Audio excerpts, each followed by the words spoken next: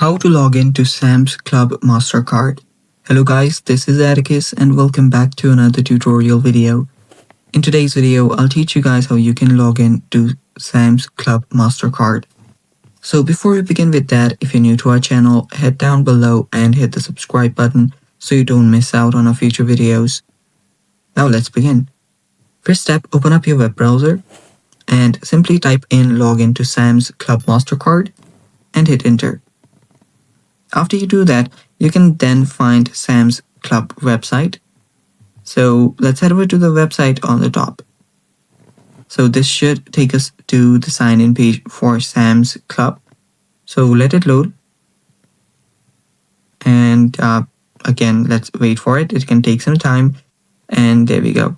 Now, all you have to do is log in into your account by giving it your user ID and then your password for it.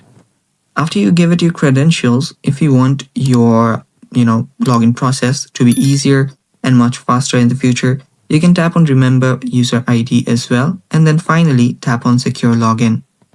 And that's how you can log in into your Sam's Club Mastercard. And that's all for today's video.